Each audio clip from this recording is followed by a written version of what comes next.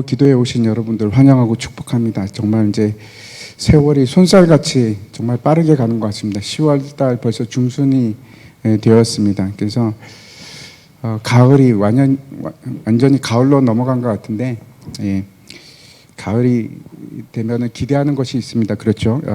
가을이 깊어질수록 저와 여러분의 신앙이 이렇게 조금씩 더 무르익어 갔으면 좋겠습니다. 우리가 이제 10장 전반부를 통해서 그 사도 바울이 고린도 교인들을 향해서 이것을 너희가 알지 못하기를 원하지 아니하노니 이렇게 이제 복잡하게 얘기를 했는데, 그래서 세례를 너희가 다 너희 선조들이 세례를 다 받았고 성찬을 다 받았음에도 불구하고 그 중에 소수가 아니고 다수가 하나님을 기쁘시게 못해서 광야에서 멸망을 받았다 하는 내용을 이제 지난 시간에 살펴봤습니다. 사도 바울이 왜 이런 이야기를 하고 있는가? 사실은 이 이야기가 이제 8장부터 시작이 됩니다. 8장에 보면은 이제 우상 제물에 관해서 여러분 기억나시죠? 이제 그 얘기를 하는데, 신앙은 지식이 아니고 신앙이라는 것은 사랑이고 덕을 세우는 겁니다. 그래서 사랑도 덕도 없으면 그렇죠, 신앙이 좋은 게 아니죠. 그런 게 아닙니다. 이걸 하지 못하면 아무것도 아닙니다. 우리가 늘 알고 있는 것이기는 하지만 우리가 늘 그 일로 실패를 합니다. 또 후회합니다. 그리고 이제 사도 바울이 다른 박질하는 얘기를 합니다. 다른 박질할 때 향방 없이 하는 것이 아니고 목표를 향해서 뛰어가고, 너희가 싸울 때, 내가 싸울 때 그냥 허공을 치는 것이 아니고 내 몸을 쳐서 복종케 한다 하는 말이 이어집니다. 그리고 이제 오늘 이제 10장에 들어가서 그 내용이 우상 숭배입니다. 처음부터 사실은 끝까지 다 이제 우상 숭배에 관한 내용인데, 그래서 한편으로 생각하면 오늘 읽은 내용도 그렇습니다. 우상 숭배하고 무슨 상관이 있을까? 전혀 상관없이 보이기도 합니다. 그런데 사실은 우리가 생각하는 우상 숭배라는 것이 굉장히 단편적인 일인지도 모르겠습니다. 먼저 우상 숭배가 뭔가 좀 더 구체적으로 한번 확인했으면 좋겠는데, 그 10계명, 그렇죠. 10계명 제2계명이 우상에 관한 얘기입니다. 출애굽기 20장 말씀인데 한번 보여주십시오. 20장 4절부터 6절까지 제가 한번 읽어보면 이렇습니다.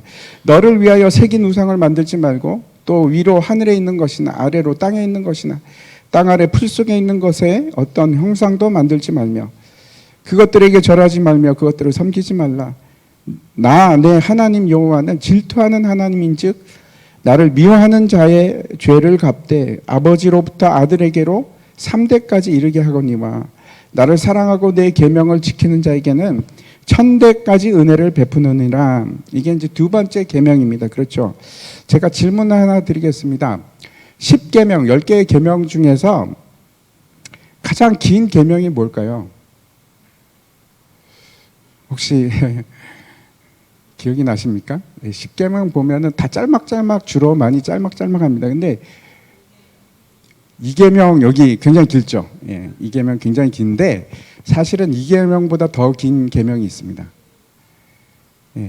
4계명입니다. 4계명. 안식일을 기억하여 거룩하게 지키라 하는 것인데, 그 긴 이유는 그 안식일을 지키라고만 명령하는 것이 아니고 왜 안식일을 지켜야 하는지 그 이유에 대해서도 얘기하고, 그 다음에 어떻게 지키는지에 대해서 계속 설명을 합니다. 그래서 사실은 두 번째 계명도 굉장히 길지 않습니까? 세 절로 되어 있습니다. 근데 제가 글자 수를 한번 세봤는데 저것도 긴데 4계명은 저거보다 한 20글자가 더 많습니다. 그래서 안식일을 지키라 하는 계명이 가장 깁니다. 근데 왜 길까요? 제가 다시 한번 질문을 하겠습니다. 그러면 십계명이 다 중요합니다. 그렇죠? 모두가 다 중요한데 가장 중요한 계명은 뭘까요? 에이, 그 목사님 무슨 그런 말씀을 하십니까? 다 중요하죠. 예, 다 중요합니다. 근데 예? 찍으십시오. 10개 중에 하나인데 10%나 되는데. 예? 1계명. 하나님 외에 다른 신을 두지 말라. 예, 중요하죠. 굉장히 중요한 얘기입니다. 근데 4계명입니다. 제가 생각하는 것은 4계명입니다. 왜 그런가 하면 제일 기니까. 중요한 게 깁니다. 저는 이 안식일을 기억하고 거룩하게 지키라 하는 계명이 가장 중요하다고 생각합니다. 왜 그런가 하면 이 4계명은 성경에서 얘기하는 율법을 상징하고 대표하는 계명이 뭔가? 안식일입니다. 안식일. 10계명을 보면은 그렇죠. 대부분의 명령 그 계명들이 어떻게 끝이 납니까? 하지 말라. 살인하지 말라. 간음하지 말라. 도둑질하지 말라. 이런 식으로 되어 있습니다. 그런데 그 10계명 중에서 딱 2개는 하라 명령입니다. 뭐와 뭘까요? 안식일을 거룩하게 지키라. 또 하나 더 있습니다. 내 부모를 공경하라. 2개입니다. 그 2개만 하라 명령이고 나머지는 전부 다 부정형 명령입니다. 그러면 왜 이것이 이 안식일의 계명이 왜 이게 율법을 대표하는 상징적인 명령인가? 출애굽기 16장에 보면은 16장 4절과 5절에 제가 한번 읽어보겠습니다. 그때 여호와께서 모세에게 이르시되 보라 내가 너희를 위하여 하늘에서 양식을 비같이 내리리니 백성이 나가서 일용할 것을 날마다 거둘 것이라. 이같이 하여 그들이 내 율법을 준행하나 아니하나 내가 시험하리라. 6째 날에는 그들이 거둔 것을 준비할지니 날마다 거두는 것에 갑절이 되리라. 이거 무슨 얘기일까요?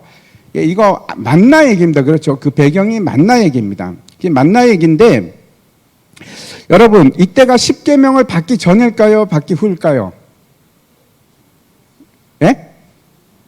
자신 있게 얘기하십시오. 이거 틀려도 괜찮습니다. 누가 뭐라 그러지 않습니다. 받기 전입니다. 그 10계명은 출애굽기 20장에 나오는데 저거는 출애굽기 16장입니다. 만나가 먼저 내립니다. 율법은 시내산 가서 받는데 그 전에 이미 만나로 생활을 하기 시작했습니다. 그런데 그러면은 이때가 처음입니까? 10계명 계명이 안식일을 지키라는 것이 이게 처음일까요? 그 기원이 어디입니까? 창세기입니다. 창세기 2장에 나오죠. 하나님께서 6일 동안 모든 것을 다 창조하시고 제7일을 쉬시면서 그날은 거룩하게 만드셨습니다. 그게 안식일의 기원입니다. 그렇죠? 시작입니다. 아무튼 이 출애굽기 16장 4절과 5절을 보시면은 뭐라고 하는가 하면 잘 보십시오. 이 안식일은 어떤 겁니까? 내가 내 율법을 지키는지 안 지키는지 시험하는 테스트 베드가 있는데 하나님의 말씀을 지키는가 안 지키는가 명확하게 테스트하는 구분이 있는데 그걸 뭐라고 합니까? 안식일이라고 합니다. 그러니까 모든 율법의 중심이 뭔가 하면 안식일입니다. 유대인들이 얼마나 그래서 안식일을 중하게 생각하는지 아시겠죠? 그러니까 안식일을 지키지 않으면 이 사람은 그런 걸 나머지는 보남 안 합니다. 보남 안 합니다. 안식일을 지키는 것이 일단 이 사람은 그래도 뭔가 좀 됐구나 하는 기준에 들어가기 시작하는 겁니다.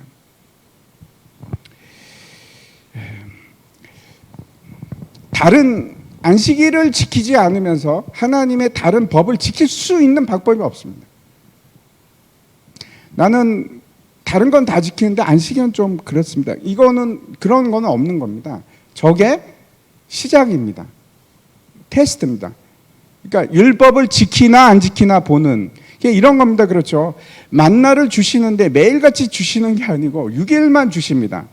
6일만 주시는데 7일째가 되니까 사람들이 걱정이 되는 겁니다. 7일째 될 때 이거 6일째 될 때 그러는 거죠. 안 주시면 어떡하나.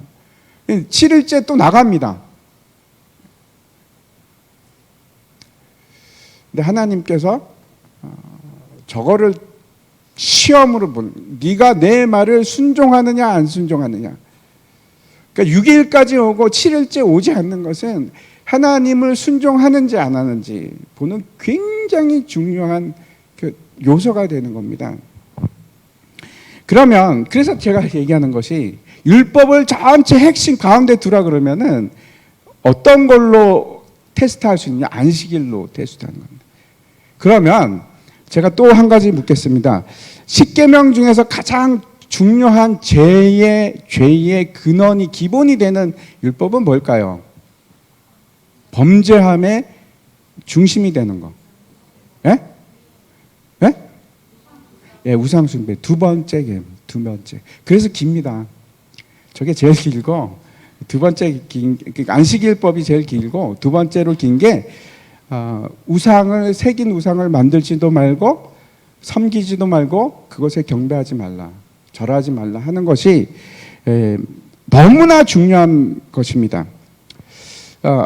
다시 그 2계명 한번 보여주시기 바랍니다. 5절, 6절 이렇게 보면은 보십시오. 5절에 보면은 그것들에게 절하지 말며 그것들을 섬기지 말라. 내 하나님 여호와는 질투하는 하나님이라. 하나님인즉 나를 미워하는 자의 죄를 갚되 아버지로부터 아들에게로 3대까지 이르게 하거니와 나를 사랑하고 내 계명을 지키는 자에게는 1000대까지 은혜를 베푸느니라. 잘 보시기 바랍니다. 이 우상 숭배에 대해서 말씀하는데 무엇과 관계가 있습니까? 5절과 6절 한번 보십시오. 뭡니까? 핵심이 사랑. 네. 질투는 왜 생길까요? 사랑한다는 것의 극적인 표현이 질투입니다. 내가 너를 질투하는 만큼 사랑한다. 내가 너를 정말로 사랑한다. 그래서 6절에 보면은 그렇게 얘기합니다. 나를 사랑하고 내 계명을 지키는 자에게. 본질이 저 사랑입니다. 다시 이제 오늘 본론으로 돌아가서 그러면 도대체 우상 숭배를 한다는 것이 무언가? 제가 이제 몇 차례 말씀을 드리긴 했는데 우상이라는 것은 우리가 생각하면 돌이나 뭐 나무를 이제 깎아서 만든 걸 우상이다. 그것도 우상입니다. 아이돌, 그것도 우상 맞습니다. 그런데 그 본질이 뭔가 하면 내가 내 스스로 무언가를 깎아서 내가 새겨서 나를 위해서 만들어낸 모든 것, 그것이 우상입니다. 그리고 모든 죄의 핵심이 거기에 다 들어있습니다. 다시 한번 생각해 보시기 바랍니다. 내가 뭔가를 만들어내는데 그게 뭐하고 관계가 있을까요? 우상이라는 것은 도대체 뭐하고 상관이 있을까요? 내 욕심입니다. 내 욕심. 잘 생각해 보십시오. 우리가 가지고 있는 죄의 핵심이 뭐냐? 탐심입니다. 요한일서에서도 우리가 잘 나와 있지 않습니까? 한번 보여주시기 바랍니다. 예, 요한일서 같이 한번 읽겠습니다. 시작. 누구든지 세상을 사랑하면 그 안에 있지 아니하니 이는 세상에 있는 모든 것이 육신의 정욕과 안목의 정욕과 이생의 자랑이니 다 아버지께로부터 온 것이 아니요 세상으로부터 온 것이라. 여기서도 사랑이 나오죠. 여기서도 사랑이 나옵니다. 그런데 하나님을 사랑하는 것이 아니고 세상을 사랑하는 것이 탐심입니다. 정욕이고. 그래서 10계명에서 2가지 하라 하는 명령이 있는데 다른 나머지는 8개는 전부 다 하지 말라.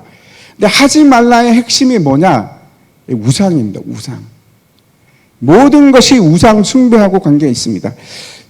그 탐욕입니다. 그러면 여러분 이런 생각 드시죠? 살인하지 말라. 이게 무슨 탐욕하고 관계가 있나? 관계가 없을까요? 아닙니다. 관계가 있습니다. 증오 역시 그 뿌리가 뭔가 하면 탐욕입니다. 인류 최초의 살인사건이 가인이 아벨을 죽인 사건이죠. 왜 죽였는지 한번 생각해 보시기 바랍니다. 탐욕입니다. 하나님께서 죄는 받으시는데 왜 나는 안 받아? 그래서 그것이 증오가 되고 결국 증오가 살인으로 가지 않습니까? 우상은 내 탐욕과 관계가 있습니다. 생각해 보시기 바랍니다. 언제나 우상이라는 것은 뭔가 하면은 욕심을 채워주는 대상입니다. 우상이 여러분에게 뭘 요구한 적이 있습니까? 없습니다. 언제나 그 요구를 누가 하는가 하면 나로부터 시작합니다. 우상이 나를 찾아옵니까? 예, 우상이 우리를 찾아오는 적은 없습니다. 내가 찾아갑니다. 내가 만들어냅니다. 그리고 우상이 나한테 뭘 요구합니까? 아니요, 요구하지 않습니다. 내가 요구합니다. 이거 만들어줘. 이거 줘. 난 이걸 원해. 그게 우상입니다. 내 욕구를 채우기 위해서. 근데 하나님은 다릅니다. 하나님은 우리를 찾아오시죠. 우상은 찾아오지 않고 우리가 찾아갑니다. 근데 하나님은 우리를 찾아오시고, 하나님께서 뭘 요구하십니까, 우리에게? 하나님께서는 우리에게 명령하십니다. 순종하라고. 우상이 여러분에게 명령하는 거 보신 적 있으십니까? 그럼 우상 안 가지요. 우상은 절대로 여러분에게 명하지 않습니다. 대신에 대가를 내가 줍니다. 우상에게. 네가 이거 나한테 주면 내가 너에게 이걸 줄게. 그게 우상입니다. 대가를 지불합니다. 그게 무슨 어떤 절을 하는 것도 될 수 있지만, 뭐 돈을 주거나 뭘 하든지 대가를 지불합니다. 우상에게는. 근데 하나님은 대가를 받으십니까? 아니요. 은혜로 주십니다. 한 번도 우리에게 대가를 요구한 적이 없습니다. 하나님께서 우리에게 요구하는 것은 순종합니다. 순종. 하나님께서 우리에게 찾아오시고 우리에게 순종하기를 요구하지 대가를 원하지 않습니다. 내가 너를 위해서 십자가에 죽었으니까 너는 대신에 너 팔을 다오. 이렇게 하십니까? 하나님 절대로 그러지 않으십니다.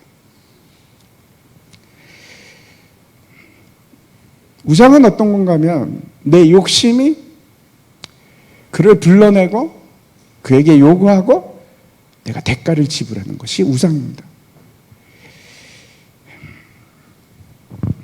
다시 오늘 본문으로 돌아가서 13절과 14절 한번 보시기 바랍니다.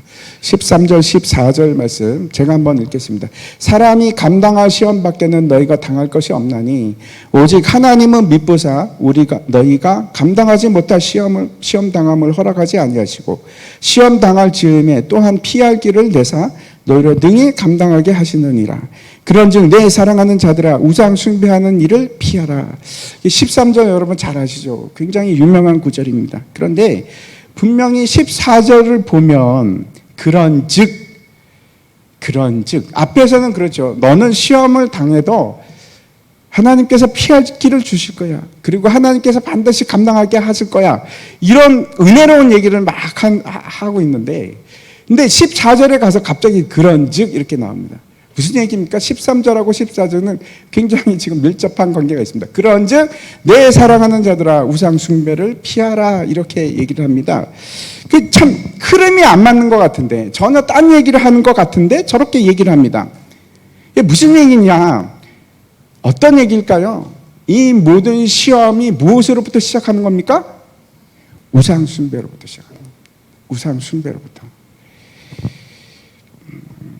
오늘 본문 말씀이 있기 전에 지난주에 이스라엘 사람들이 광야에서 시험을 당한 얘기들이 4가지가 나옵니다. 근데 이제 그 시작이 7절인데 7절 한번 보면은 이렇게 되어 있습니다.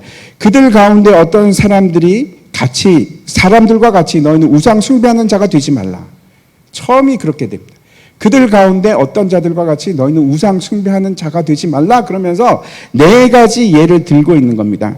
그러면서 첫 번째로 이제 백성이 앉아서 먹고 마시고 일어나서 뛰논다. 이거는 무슨 사건이라고 제가 말씀드렸습니까? 혹시 기억나십니까? 말씀을 드렸는데 이거는 금송아지 사건입니다. 예. 시내산에 모세가 올라가서 내려오지 않는 동안에 이스라엘 사람들이 막 그러죠. 야, 우리 하나님 빨리 줘. 빨리 보여줘. 누군지 알고 싶어. 내가 없으면은 나 이제 관두겠어. 이겁니다. 왜 금송아지를 만들었는가? 왜 만들었을까요? 우상을 숭배하려고? 자기 욕구를 채우려고. 탐심입니다. 똑같습니다. 다르지가 않습니다. 그래서 우리가 흔히 생각할 때 금송아지 사건 하면은 금송아지니까 우상이지. 그래서 우상 섬긴 얘기구나 라고 생각을 하지만 사실은 그 본질이 그 금송아지에 있는 것이 아니고 사람들의 마음에 있습니다. 내 욕구를 채워달라. 아로나, 내 욕구를 채워달라. 그게 우상 숭배입니다. 본질이 뭔가 하면 내 욕심을 채우는 데 있는 것입니다. 두 번째 일을 한번 다시 생각해 보면 은행하다가 2만 3천 명이 죽은 바알 보홀 사건이 그때 나옵니다. 왜 이것이 우상 숭배 사건일까요? 이제 금방 이해가 가십니까? 은행이 왜 우상 숭배 사건인지? 내 욕구를 채우기 위해서, 내 육체의 욕구를 채우기 위해서 하는 것이 여기서는 은행으로 나타난 겁니다. 그래서 욕구를 채우는 모든 것들이 여러분 그게 우상입니다. 세 번째 사건도 마찬가지입니다. 주를 시험하다. 주를 시험하다 하는 얘기가 이제 나오는데 어떤 사람들이 주를 시험하다가 뱀에게 멸망하였나니 우리는 그들과 같이 시험하지 말자. 시험하는 얘기가 나오는데 불뱀 사건입니다. 잘 아시죠? 사람들이 하나님을 원망하고 막 시험하기 시작하는데 어떻게 하냐면 왜 우리를 여기까지 불러내서 이렇게 사람들을 죽일까? 여호와라는 분은 그 얘기를 합니다. 그것이 우상 숭배입니다. 내가 하나님 외에 내 자신을 더 사랑하기 때문에 내 욕구를 채우지 못하면 원망이 생기고 불평이 나오고. 여러분 우상 숭배라는 것이 여러분 그 세상에 우상 섬기는 사람들이 있지 않습니까? 그 사람들이 우상이 너무나 존경스럽고 너무나 사랑스러워서 가서 섬깁니까? 어떤 돌상이 있습니다. 거기 너무나 아름다워, 너무나 존경스러워. 그래서 섬깁니까? 아니요, 그렇지 않습니다. 내 욕구 때문에 가서 섬기는 겁니다. 내 소원을 들어줘. 그게 우상입니다. 네 번째 사건도 마찬가지인데 네 번째 사건은 어떤 건가 하면 가데스 바네아에서 가나안 정탐을 위해서 12명의 사람들을 보냈을 때입니다. 그 사람들이 돌아와서 뭐라고 하는가? 야, 가서 봤더니 그 가나안 사람들은 아낙 사람들 거인들이고 우리는 마치 메뚜기 같았습니다. 절대 안 됩니다. 우리는 이길 수가 없습니다. 그랬더니 이스라엘 백성들이 어떻게 했냐면은 밤새도록 통곡을 합니다. 땅을 치면서. 왜 그랬을까요? 하나님을 원망하느라고 그랬습니다. 하나님을.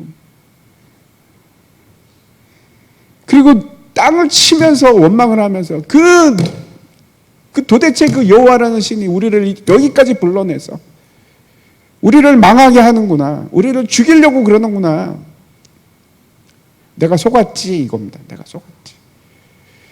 그러면서 뭐라고 하는가 하면 우리 지휘관 하나를 만들어서 우리 지도자 하나 만들어서 다시 애굽으로 가자. 갑시다. 돌아갑시다. 그렇게 하나님을 원망했습니다.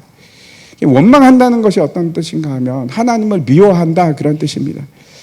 여기서도 여러분 우상을 발견하셨습니까? 뭐가 우상입니까?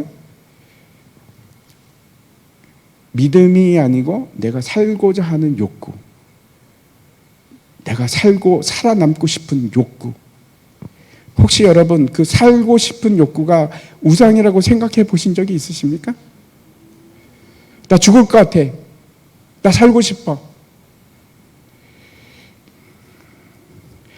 여러분 그 나에게 우상 숭배가 내가 생존 본능이 나의 우상 숭배가 된다고 생각해 보신 적이 있으십니까? 살고 싶은 욕구하고 우상 숭배하고 그 본질이 다르지 않습니다. 그 중심에 누가 있습니까? 내가 있습니다. 내가. 다니엘과 그 세 친구 한번 생각해 보시기 바랍니다. 느부갓네살 왕이 금신상을 만들었습니다. 누구든지 저 금신상을 보면 다 절을 해. 경배해야 돼. 근데 그걸 안 한 사람들이 있습니다. 그게 누굽니까? 사드락과 메삭과 아벳느고 다니엘의 세 친구들이 그 일을 거부합니다. 다니엘 3장인데 한번 보여주십시오. 같이 한번 읽겠습니다. 시작.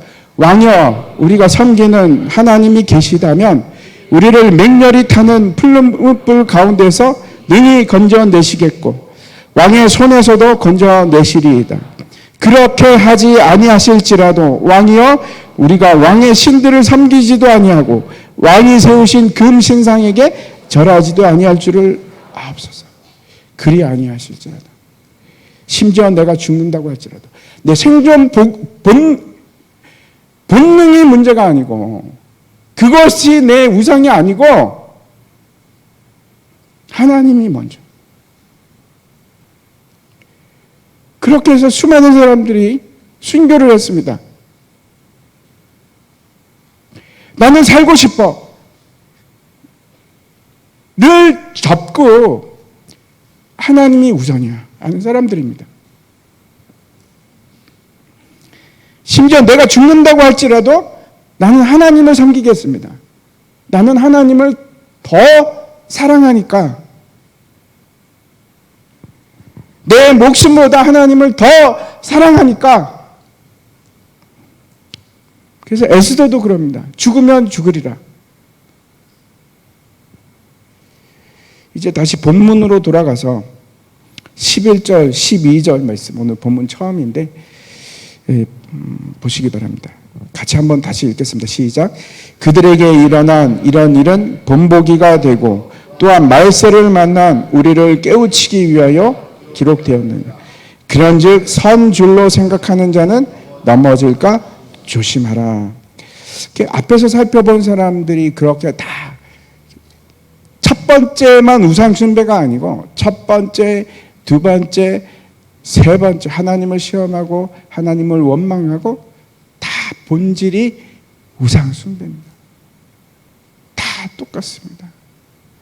간음하는 것도 마찬가지고 살인하는 것도 마찬가지고 도둑질하는 것도 마찬가지고 다 본질이 내 욕구를 채우는 겁니다.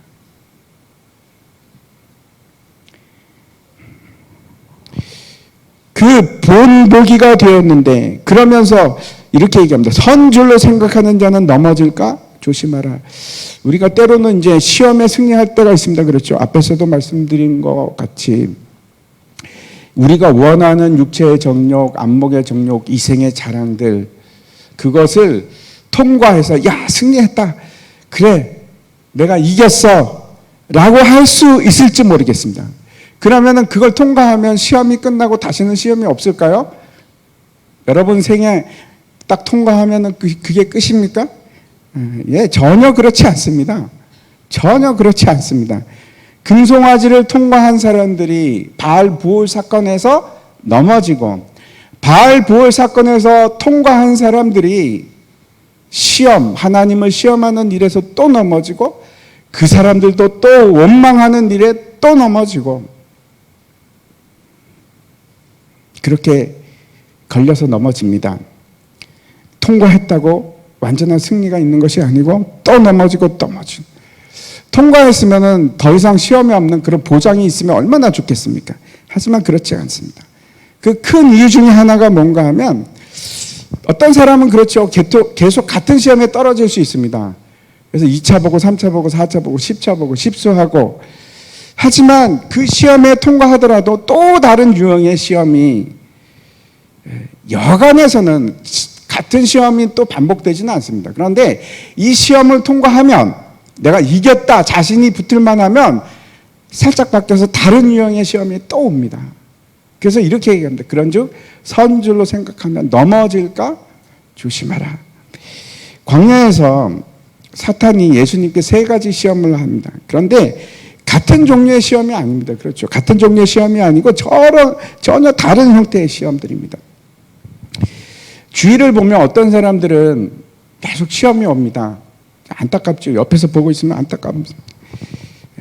그런데 그때 야고보 사도가 야고보서에서 뭐라고 얘기하는가 보면은 1장 2절과 3절에 이렇게 되어 있습니다. 내 형제들아, 너희가 여러 가지 시험을 만나거든 온전히 기쁘게 여기라.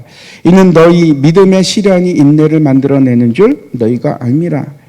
여기서 믿음의 시련이라는 것은 뭔가 하면 시험의 결과입니다. 점수입니다. 점수. 그걸 얘기하는 건데, 다시 말씀드려서 시험의 통과를 얘기하는 겁니다. 그래서 내가 이 정도의 어려운 시험을 받게 되었다, 이제 그 정도의 수준은 통과할 자격이 되었다 라고 생각하시기 때문에 하나님께서 통과하셨는지도 모릅니다. 우리에게 허락하신 건지도 모르겠습니다. 어쩌면 우리가 이제 이런 생각을 할 수 있습니다. 아, 시험이 없으면 얼마나 좋을까. 여러분 그런 생각 하시죠? 저도 합니다. 하나 넘어가면 또 있어요. 그거 넘어가면 또 있고. 근데 시험이 없으면 얼마나 좋겠습니까만, 시험이 없으면, 고난의 길이 없으면, 비통하고 슬프고 안타까운 일이 없으면 우리가 어떻게 사람이 될 수 있습니까? 우리가 어떻게 영광의 길로 갈 수 있겠습니까? 가만 놔두면 사람이 안 됩니다. 사람이 될 수가 없습니다. 편안하게 놔두면 우리가 스스로 우리 단점 요거 내 단점이 이거 같아. 내가 고쳐야겠어. 그리고 고칩니까? 그런 사람 아무도 없습니다. 아무도 없습니다.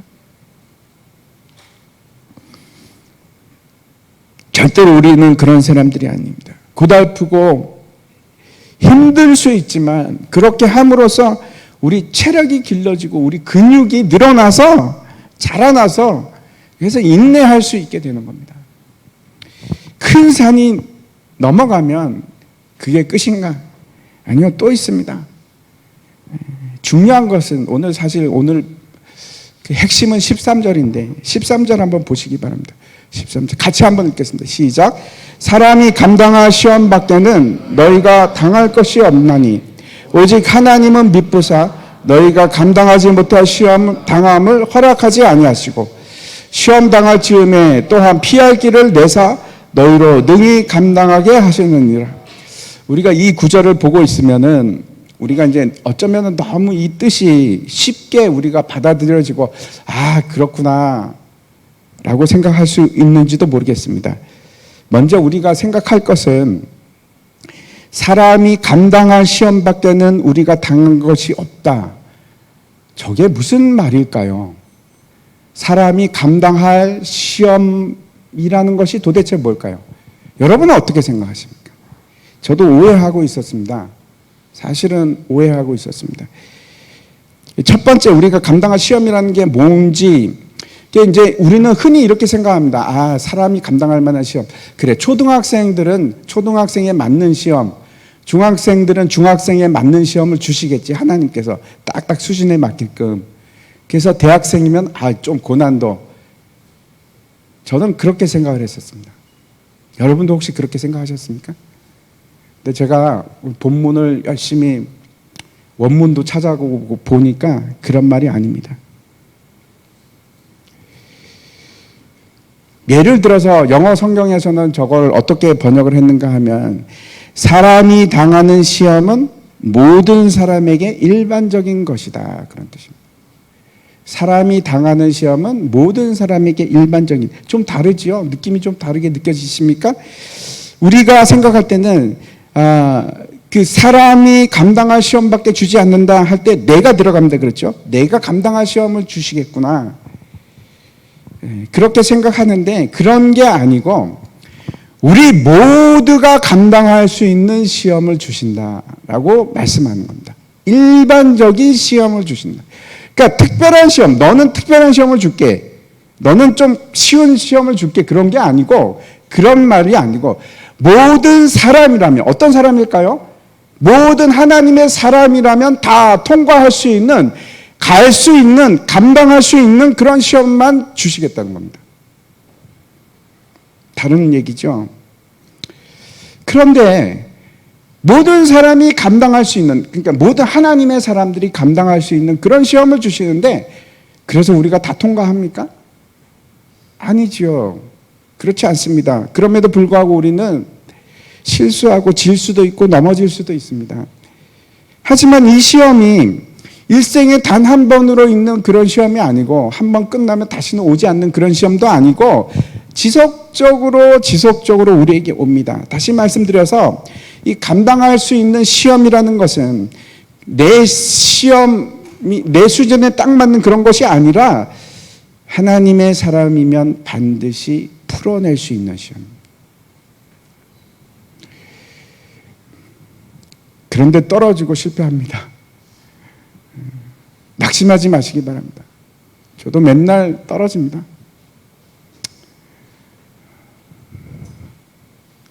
그런데 하나님의 사람이라면 승리할 수 있는 것. 반드시 답이 있는. 뭐라고 하시는가 하면 오직 하나님은 미쁘사 너희가 감당하지 못할 시험을 허락하지 아니하시고 하나님은 신실하셔서 허락지 않는다는 것은 어떤 뜻인가 하면 난이도 높은 시험을 주시지 않는다 그런 말씀이 아니고 누구나 시험을 칠 수 있는 그런 시험을 평이한 시험을 너한테 주는데 네가 그 시험을 볼 때 내가 너 그냥 두지 않을 거야. 내가 너 옆에 있어. 너 혼자 두지 않을 거야. 그게 그게 이 말입니다.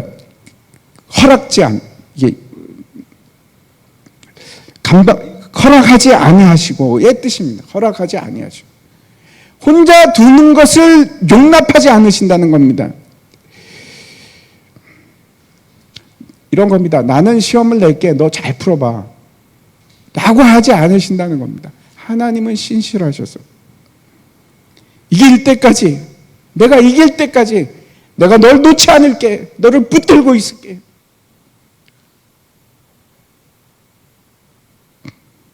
이것이 감당할 수 있는 시험입니다. 감당할 수 있는. 두 번째 한번 보겠습니다. 13절 다시 보시면은 뭐라고 하느냐면 시험 당할 즈음에 피할 길을 주신다라고 합니다. 얼핏 생각하면 우리가 생각하는 건 이겁니다. 그렇죠? 시험이 너무 어려우니까 하나님께서 우회 길을 두셨구나. 하나님 감사해요. 저거 내가 못 통과할 것 같으니까 옆에 길을 두셨구나. 그래서 내가 절로 가면 되지. 이거 안 가도 돼. 그게 아닙니다. 그런 말이 아니고 이 피할 길이라는 뜻은 출구라는 뜻입니다. 출구. 다시 말씀드려서 정답입니다. 정답. 우회할 길이 아닙니다. 저는 저거 보면서 어떤 마음이 들어요. 내가 속았구나. 저거 피할 길이 아닌데 계속 피할 길이라고 생각하고 있었구나. 그게 아니고 정답입니다. 정답. 출구. 아브라함이 가나안 땅에 있을 때 기근이 들기 시작했습니다. 먹을 것이 사라지기 시작했고 또 소, 양들 먹여야 되는데 어떻게 하겠습니까? 그래서 아브라함이 어떻게 생각했는가 하면 그래, 애굽으로 가자. 그러면서 그 성경은 제가 찾아보니까 애굽에 거류하려고 라고 되어 있습니다. 거류하려고. 그래, 내가 이제 애굽에 가서 살아야겠다. 잠시만 피하려고 그런 게 아니고 어느 정도인지 모르겠습니다. 근데 내가 거기 좀 오래 살아야겠다 그런 뜻입니다. 그게 답입니까? 아니요, 그게 답이 아닌가라는 걸 잘 알고 있습니다. 그래서 얼마나 많은 문제가 생겼습니까? 거기 갔더니 바로를 속입니다. 아내가 아니고 동생이라고. 하지만 그 상황에서 하나님께서 그를 벗어나게 합니다. 여러분 그러면 이렇게 생각하시죠. 하나님께서 피할 길을 주셨구나. 아닙니다. 그것이 피할 길이 아닙니다. 그런 뜻이 아닙니다. 왜 그런가 하면 아브라함이 거기서 그래서 끝났습니까? 아니요. 또 당합니다. 똑같은 일이 또 벌어집니다. 왜? 그게 피할 정답이 아니니까. 애굽으로 피하는 것이 정답이 아니었으니까 낙제, 다시 치는 겁니다.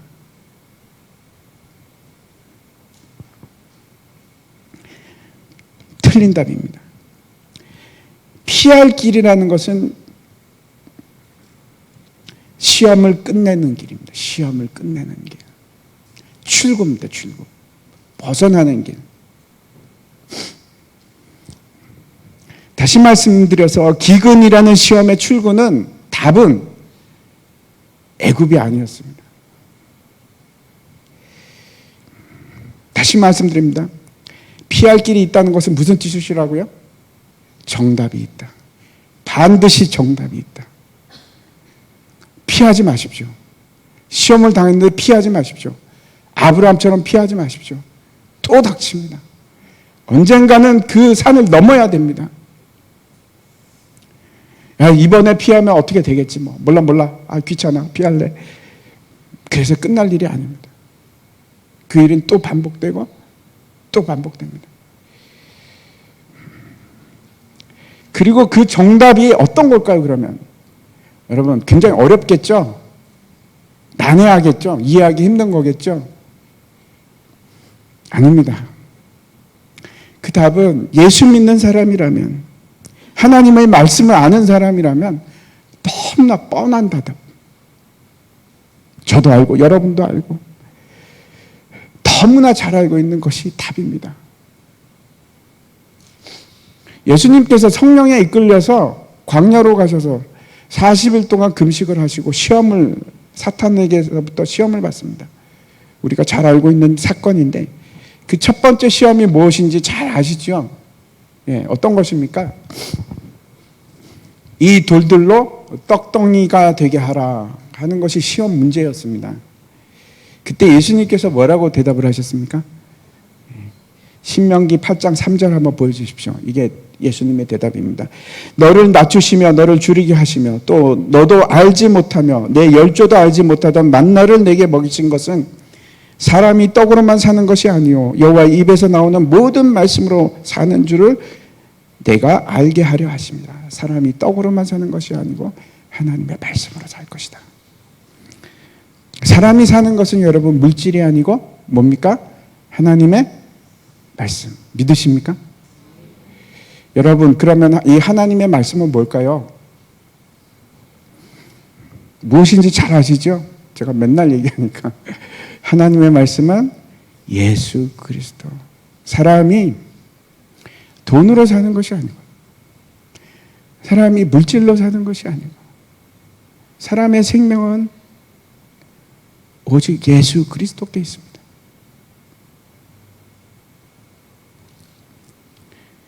예수님만 있으면 살 수 있습니다. 믿으십니까? 정말로 믿으십니까? 정말로 믿으십니까?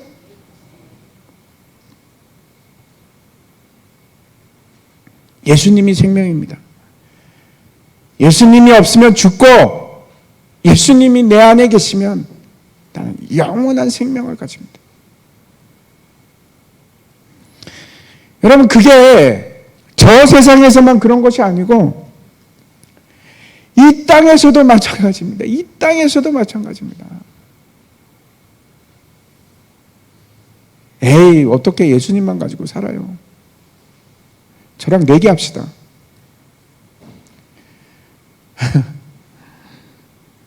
예수님만 가지고 살 수 있습니다. 다른 거 필요 없습니다. 오직 예수.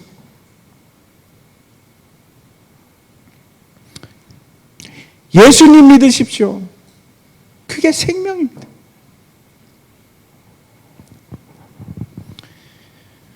그게 정답입니다.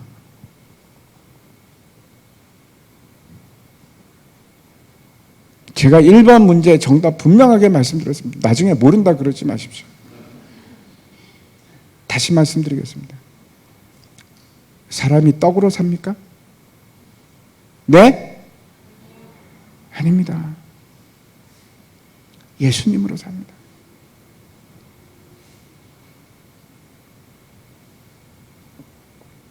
이게 피할 길입니다.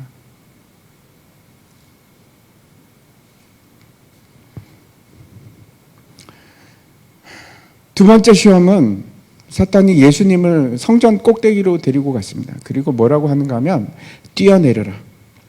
그러면 천사들이 와서 너의 발을 받쳐줄 것이다. 육체의 필요, 육체의 정욕이 첫 번째라고 한다면 두 번째는 이생의 자랑입니다. 높아지고자 하는 마음.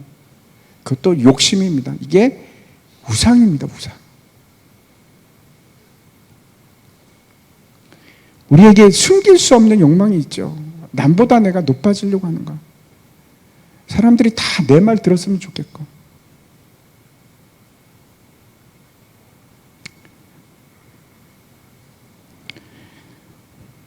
이 자랑입니다. 남들 앞에 내가 나서고 싶고 남들이 나를 인정해 줬으면 좋겠고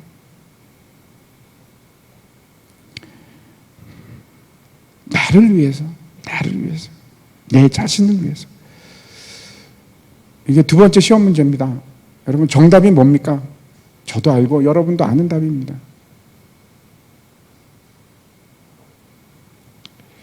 예수님께서 뭐라고 대답을 하시는가 하면 신명기 6장 16절 말씀으로 대답을 하십니다.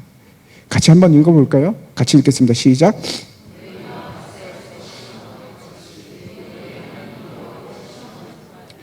이 마사가 어딘가 하면 이게 무리바 물 사건입니다. 무리바 물 사건. 이스라엘 백성들이 하도 그냥 하나님 원망하면서 물 달라고 막 소리를 치고 난리를 부리고, 니네들이 결국은 여기서 목말라 죽게 하는구나. 그래서 하나님께서 반석을 쳐서 물을 내게 하십니다. 예수님께서 이 구절을 인용하시면서 뭐라고 얘기하는가 하면, 주 너의 하나님을 시험하지 말라 그럽니다. 주 너의 하나님을 시험하지 말라. 이게 답입니다. 하나님은 여러분 믿음의 대상이지 의심의 대상이 아닙니다.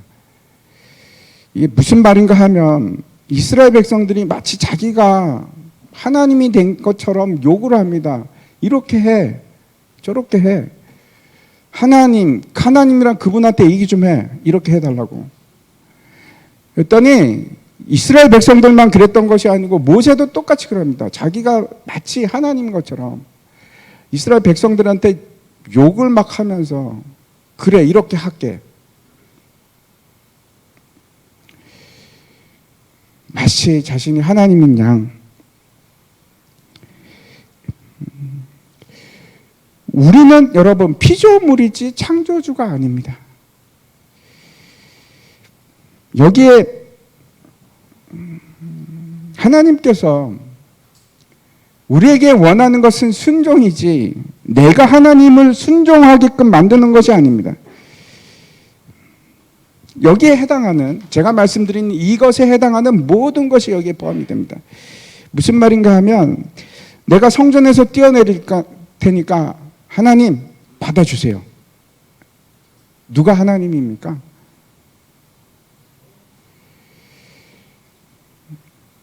그건 분명히 하나님을 시험하는 일입니다. 하나님께서 이스라엘 백성들을 먹이시고 입히시고 40년 동안 그 신발이 헤어지지 않도록 하시고, 물을 주시고 만나를 주시고 불기둥과 구름 기둥으로 보호해 주시고 덮이시고 인도하여 주시고, 그런데 못 믿습니다. 못 믿습니다. 하나님은 신실하시고 미쁘신 하나님인데 지금까지 여러분과 저를 책임져 오셨는데 그래도 못 믿습니다. 의심합니다. 하나님이 그럴까? 하나님께서는 반드시 그 자녀에게 가장 좋은 것으로 먹이시고 분명히 그렇게 입히십니다. 가장 쉴만한 곳으로 여러분을 인도하실 겁니다. 믿으십니까?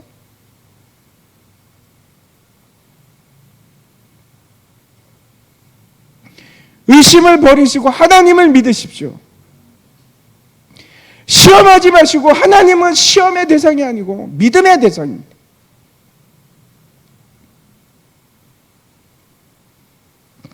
그 신실하신 하나님, 지금까지 나를 돌봐주시고 지금까지 나를 살리신 그 하나님을, 그 신실하신 하나님을 믿으십시오. 이게 답입니다. 하나님을 신뢰하십시오.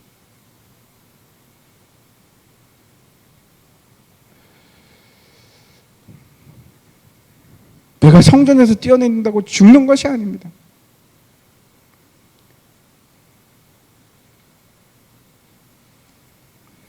세 번째 시험은 사탄이 예수님을 그 높은 산으로 데리고 갑니다. 그리고서 뭐라고 하는가 하면, 나한테 경배하면, 절하면 이 천하 모든 만물들은 너에게 주리라. 예수님께서 세 번째도 우리에게 정답을 주셨습니다. 신명기 6장 13절 말씀 한번 보여주십시오. 같이 한번 읽겠습니다. 시작. 내 하나님 여호와를 경외하며 그를 섬기며 그의 이름으로 맹세할 것입니다. 예수님께서 이 구절을 인용하시면서 주 너의 하나님께 경배하고 다만 그를 섬기라. 정답이 뭘까요? 뭐가 핵심입니까? 뭐가 정답입니까?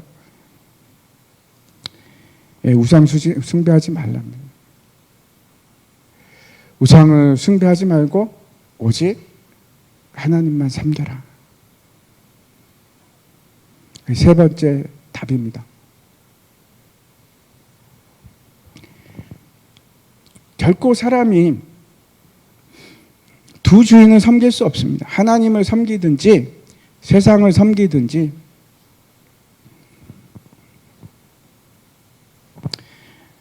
모든 우상은 결국 내 자신을 사랑하기 때문에 나오는 것들입니다. 그리 아니하실지라도가 아니라 그리 아니하시면 나는 큰일 납니다. 주여, 그거는 내가 양보 못합니다. 가 우상 숭배입니다. 우리가 다시 한번 여러분 잊을까봐 정답을 한번 다시 한번 1번부터 3번까지 확인하겠습니다. 그 다음 장 한번 보여주십시오. 첫 번째, 예수님만이 우리의 생명입니다. 두 번째, 하나님을 신뢰하십시오. 세 번째, 우상을 버리고 하나님을 섬기십시오.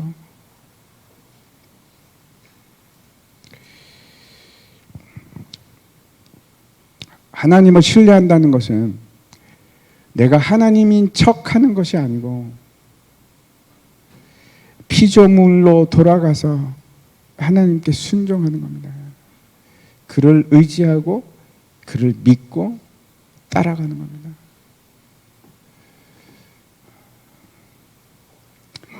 모든 우상 다 버리십시오. 제가 다시 한번 말씀드립니다. 우상은 돌이 아니고 여러분 자신입니다. 여러분 자신.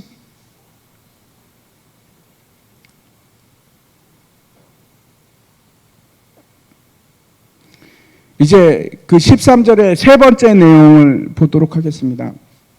세 번째 내용. 다시 13절 한번 보겠습니다. 같이 한번 처음부터 읽겠습니다. 시작. 사람이 오직 하나님은 믿보사 너희가 감당하지 못할 시험 당함을 허락하지 아니하시고 시험 당할 즈음에 또한 피할 길을 내사 너희로 능히 감당하게 하시느니라. 세 번째 하나님께서 뭐라고 말씀하시는가 하면 넘겨주십시오. 세 번째 하나님께서 능히 감당하게 하신다 이렇게 말씀을 하십니다. 우리는 지금 넘어져도 앞으로 넘어진다고 할지라도 반드시 신실하시고 믿으신 하나님께서 우리를 능히 감당케 하실 것입니다. 그래서 우리는 승리할 수 있습니다. 우리가 순종할 때 여러분, 순종할 때 승리할 수 있습니다. 세 가지 다 기억하시죠, 여러분? 예수님께서 우리에게 정답을 말씀해 주셨는데 기억하시죠?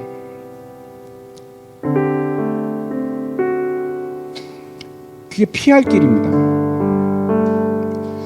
우회하여 가는 길이 아니고 정답이 바로 출구입니다. 그 시험에서 벗어나는 길입니다.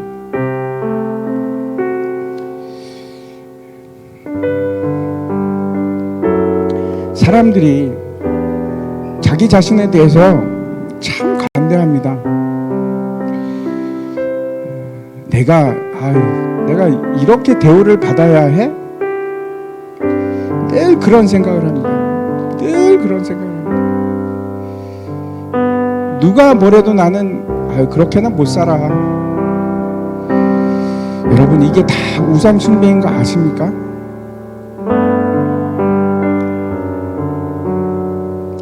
결국 우리가 싸우는 대상이 뭔가 하면 내 요구, 내 계획, 그것과 충돌하고 있는 하나님의 요구, 하나님의 계획.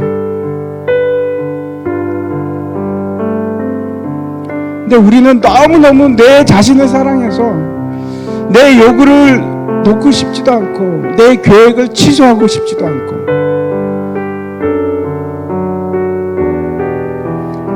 이건 포기할 수 없어. 그리고 이것들 때문에 하나님의 계획과 하나님의 요구하심을 그냥 막 싸웁니다.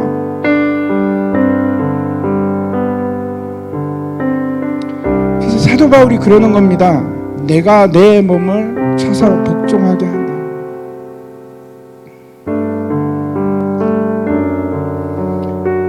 나와의 싸움이 결국 어떤 싸움인가 하면 우상 숭배입니다. 내 요구, 내 계획. 우리는 심각하게 이 문제를 생각하고 있지 않을 수도 있는데 정말 심각한 문제, 너무나도 심각한 문제. 내가 내 자신이 우상이 되어서 나를 내가 섬기고 있는 걸 모르고 살아가는 그게 얼마나 여러분 심각한 일인지 모릅니다. 내가 내 자신을 섬기면서도 아닌 척하고 살아가잖아요.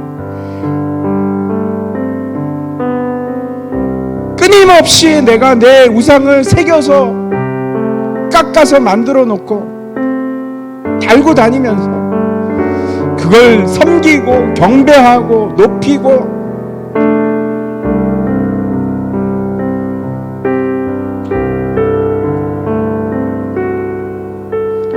우리가 이 싸움을 싸우는 겁니다.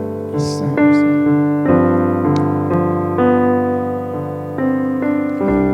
마지막 사도 바울이 그래서 이렇게 말씀합니다. 10장 14절에 보면 그런즉 내 사랑하는 자들아 우상 숭배를 하는 일을 피하라.